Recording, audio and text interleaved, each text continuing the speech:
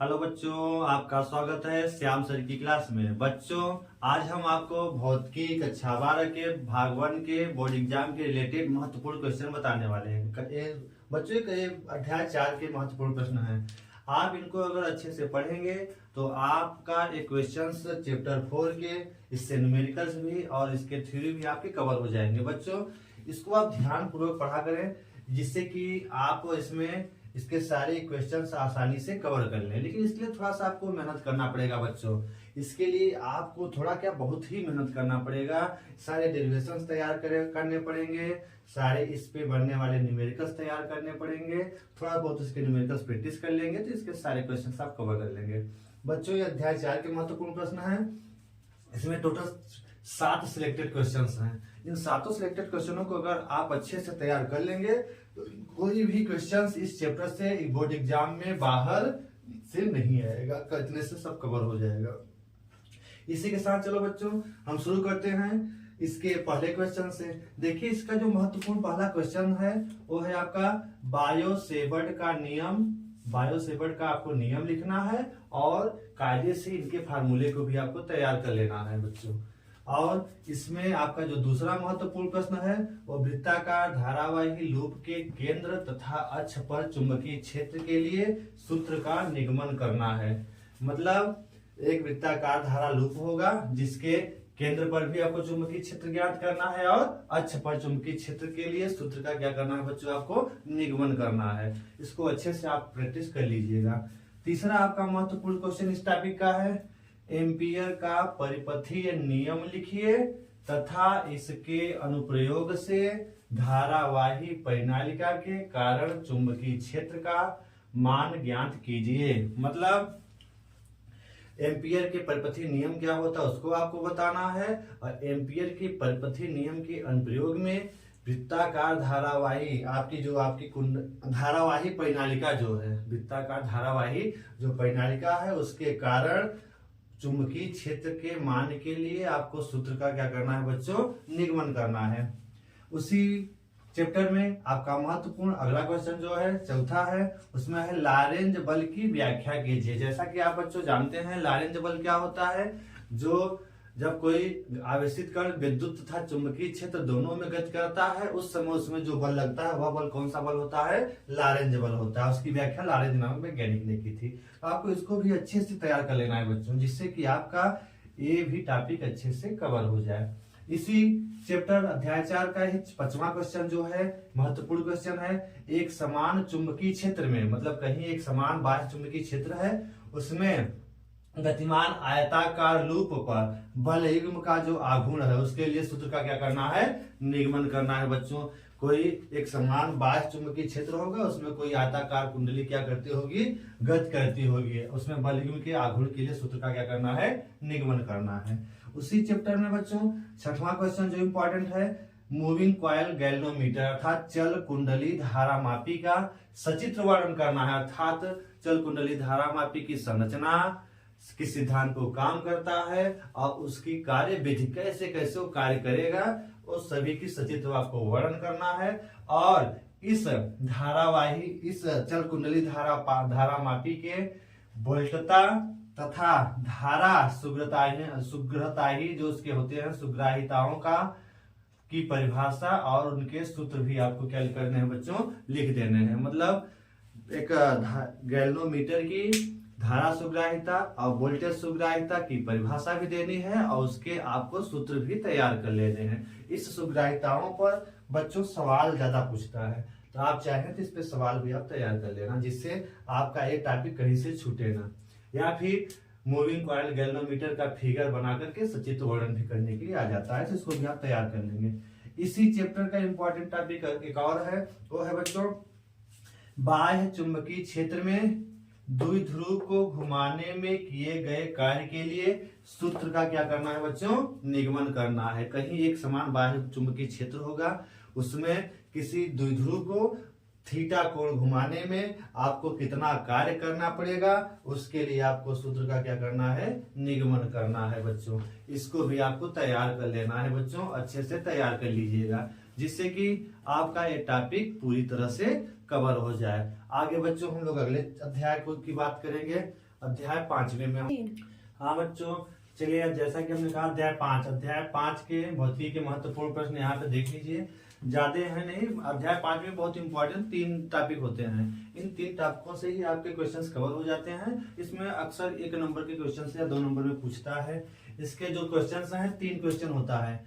प्रतिचुंबकीय पदार्थ कहेगा या अनुचुंबकीय कहेगा, प्रतिचुंबकीय पदार्थ, अनुचुंबकीय पदार्थ, या फिर लौह चुंबकीय पदार्थ की परिभाषा लिखने के लिए बोलेगा, या इनकी व्याख्या परमाणु मॉडल के आधार पे बोलेगा। और इनके उदाहरण भी पूछ लेता है कभी कभी कि प्रतिचुंबकीय पदार्थ का उदाहरण बताइए, अनुचुंबकीय पदार्थ का उदाहरण बताइए और लौह चुंबकीय पदार्थ का उदाहरण बता करके इनके परमाणु मॉडल के आधार पे इनकी व्याख्या करनी होती है। केवल यही क्वेश्चन इस अध्याय 5 से महत्वपूर्ण क्वेश्चन जो है वही बनता है ज्यादातर। अगला अध्याय बच्चों, अध्याय 5 पूरा हो गया। अध्याय 5 बहुत छोटा सा टॉपिक है, बाकी सारे क्वेश्चंस कट गए हैं। यही है मेन इंपॉर्टेंट 3 क्वेश्चन यहाँ से बनते हैं।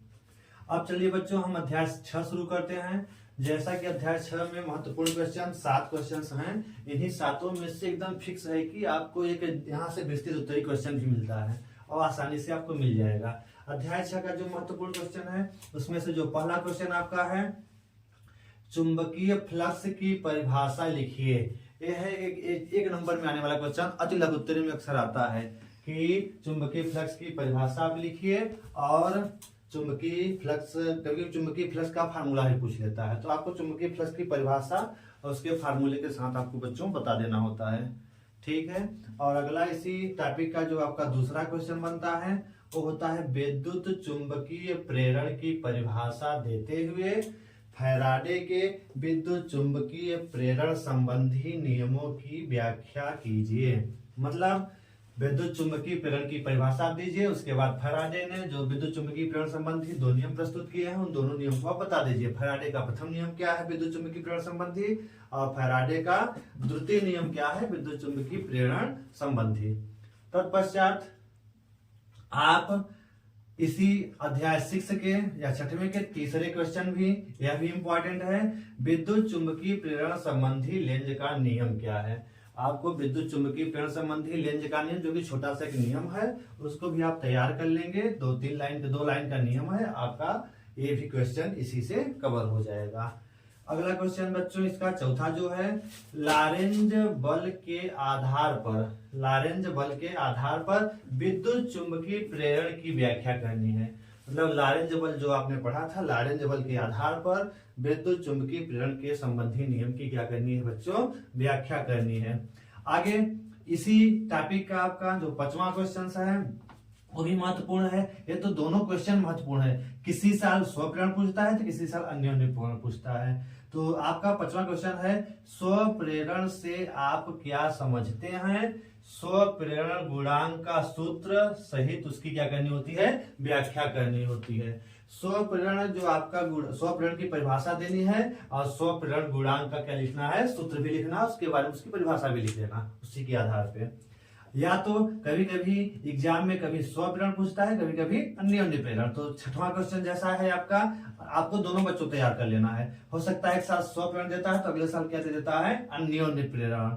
तो आपका जो 6वां क्वेश्चन बनेगा, अन्योन्य प्रेरण से आप क्या समझते हैं। अन्योन्य प्रेरण गुणांक का सूत्र लिखना है, उसी सूत्र के आधार पर इनकी परिभाषा भी आपको तैयार कर लेनी है। इतना बच्चों तैयार कर लेंगे तो आपका इनमें से एक विस्तृत उत्तरीय क्वेश्चन कवर हो जाएगा। उसके बाद इसी चैप्टर का एक सबसे महत्वपूर्ण जो क्वेश्चन ज्यादातर बनने वाला है आपका है वो प्रत्यावर्ती धारा जनित्र, अर्थात एसी जनरेटर के बारे में। एसी जनरेटर का आपको सचित्र वर्णन करना है। मतलब पहले एसी जनरेटर की संरचना कर लेनी है, मतलब उसका फिगर बना लेना है। उसके बाद वह एसी जनरेटर किसके सिद्धांत पे काम करता है, उसके बाद एसी जनरेटर की कार्यविधि को भी आपको लिखना है। मतलब विस्तृत व्याख्या करनी है, क्योंकि ये बच्चों जब भी आएगा विस्तृत उत्तरीय क्वेश्चनों में आता है। और विस्तृत उत्तरीय क्वेश्चनों का जब भी आपको आंसर देना है 4 या 5 नंबर में होगा, तो आपको इसका फिगर अच्छे से बना लेना है। फिर इसकी संरचना उसी फिगर जैसे जैसे बनाएंगे वैसे इसकी संरचना दिखा देनी होती है।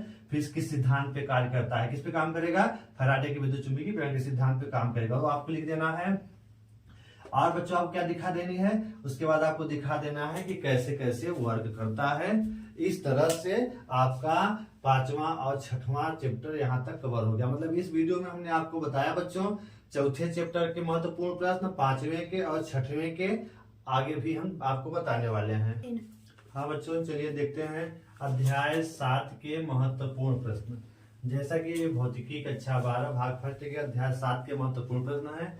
ये प्रश्न इम्पोर्टेंट प्रश्न है बच्चों, इसको आप अगर पढ़ लेंगे तो आपका अध्याय 7 का जो महत्वपूर्ण क्वेश्चन है, इससे अध्याय 7 के महत्वपूर्ण आपके प्रश्न तथा उससे इस पे बनने वाले न्यूमेरिकल भी कवर हो जाएंगे। जैसा कि इस अध्याय का जो पहला क्वेश्चन आपका है प्रत्यावर्ती धारा तथा वोल्टता के तात्क्षणिक मान के लिए सूत्र प्राप्त करना है। मतलब एसी करंट और एसी वोल्टता के तात्क्षणिक मान जो होते हैं V बराबर V not sine omega T, I बराबर I not sine omega T के लिए आपको सूत्र का क्या करना है, निगमन करना है। और दूसरा है बच्चों इसका प्रत्यावर्ती धारा तथा वोल्टता के वर्ग माध्य मूल मान के लिए भी आपको सूत्र का क्या करना है, निगमन करना है बच्चों। अर्थात प्रत्यावर्ती धारा तथा प्रत्यावर्ती वोल्टता के वर्ग रूट मीन्स स्क्वायर वाले मान के लिए आपको सूत्र का क्या करना है, निगमन करना है। तीसरा इसी टॉपिक का जो क्वेश्चन है बच्चों LCR परिपथ, मतलब प्रेरकत्व, संधारित्र और प्रतिरोध तीनों से जुड़ा हुए परिपथ जो होगा, तीनों से मिलकर बने परिपथ की व्याख्या करनी है, इसके बारे में बताना है फिगर सहित, और इसकी प्रतिबाधा ज्ञात करने के लिए आपको सूत्र भी क्या करना है बच्चों, प्राप्त कर लेना है।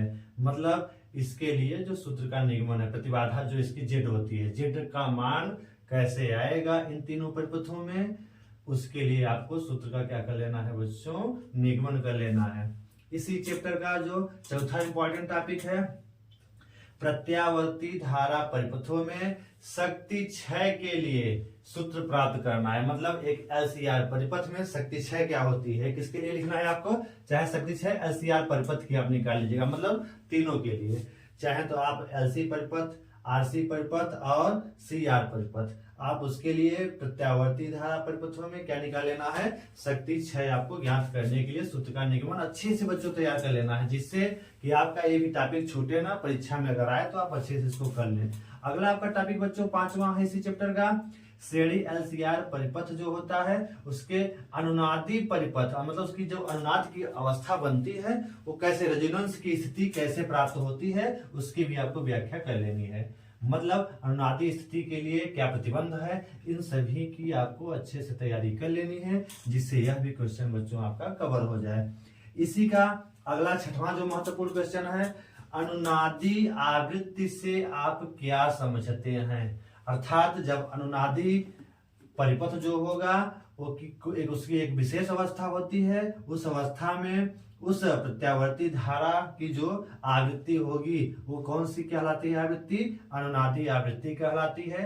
अनुनादी आवृत्ति की को परिभाषा तैयार कर लेनी है, और इस अनुनादी आवृत्ति की फ्रीक्वेंसी कितनी, इसकी आवृत्ति कितनी होती है, उसका फार्मूला भी आपको अच्छे से तैयार कर लेना है। कभी कभी इस अनुनादी आवृत्ति के फार्मूले पर आपको एक सवाल आ जाता है, तो सवाल आपको हल कर लेना है, फार्मूला इसका तैयार कर लेना है, जिसके आधार पर आप इस पे सवाल भी हल कर लेंगे। अगला इसी 7वें अध्याय का 7वां जो इंपॉर्टेंट क्वेश्चन है, ये मोस्ट इंपॉर्टेंट में आता है। या तो कभी कभी एसी जनरेटर पूछता है, या तो कभी कभी ट्रांसफार्मर पूछता है।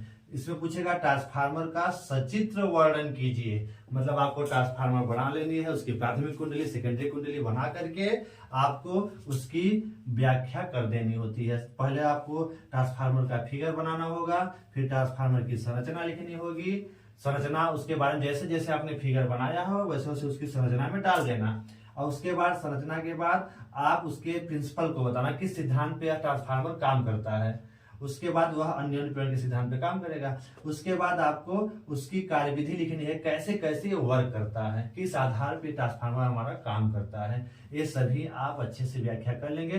कभी कभी ट्रांसफार्मर के प्राथमिक और सेकेंडरी कुंडलियों के फेरों की संख्याओं में और जो विभवांतरों में संबंध वाला फार्मूला है उस फार्मूले पर कभी कभी एक न्यूमेरिकल पूछ लेता है। आप फार्मूला इसका अच्छे से तैयार कर लेंगे जिससे वो आपका न्यूमेरिकल अच्छे से कवर हो जाए बच्चों। इस तरह से आपका 7वें चैप्टर के 7 महत्वपूर्ण क्वेश्चन है बच्चों, आप अच्छे से इसको तैयार कर लीजिएगा। इसके बाद हम 8वें चैप्टर का महत्वपूर्ण क्वेश्चन देख रहे हैं बच्चों, जिससे आपका भाग फर्स्ट पूरी तरह से आज कंप्लीट हो जाए। हाँ बच्चों, ये अध्याय 8 के महत्वपूर्ण प्रश्न। चलिए अध्याय 8 के महत्वपूर्ण का जो पहला क्वेश्चन है बच्चों, ये है आपके विस्थापन धारा से आप क्या समझते हैं। क्या समझते हैं ना, विस्थापन धारा से आप क्या समझते हैं। विस्थापन धारा के लिए सूत्र प्राप्त करना है, मतलब आपको विस्थापन धारा की परिभाषा लिखनी है और विस्थापन धारा के लिए सूत्र का निगमन करना है, मतलब सूत्र आपको प्राप्त करना है, सूत्र का डेरिवेशन करना है। आईडी करंट, डिस्प्लेसमेंट करंट के बारे में आपको पूरी व्याख्या करनी है, आपको अच्छे से तैयार कर लेना है बच्चों। और इसी अध्याय का जो दूसरा आपका है टॉपिक, वो है वैद्युत चुंबकीय तरंगों से आप क्या समझते हैं, अर्थात इलेक्ट्रोमैग्नेटिक वेव, वैद्युत चुंबकीय तरंगों से आप क्या समझते हैं। वैद्युत चुंबकीय तरंग संबंधी जो मैक्सवेल के 4 समीकरण हैं, उन चारों समीकरणों को आपको तैयार कर लेना। क्योंकि पूछ लेता है कि मैक्सवेल के वैद्युत चुंबकीय तरंग संबंधी जो समीकरण है वो क्या क्या है आप बताइए, तो आप चारों तैयार कर लेना। और चारों तैयार कर लेंगे तो आप यहाँ पे लिख सकते हैं। इसी चैप्टर का जो तीसरा और इम्पोर्टेंट क्वेश्चन है, बहुत बार पूछता है, वैद्युत चुंबकीय स्पेक्ट्रम की व्याख्या करनी है। इसमें आपको बच्चों दृश्य स्पेक्ट्रम और अदृश्य स्पेक्ट्रम और आप ये पूरी तरह से वैद्युत चुंबकीय स्पेक्ट्रम सहित पूरा आपको क्या कर देनी, इसकी व्याख्या कर देनी है।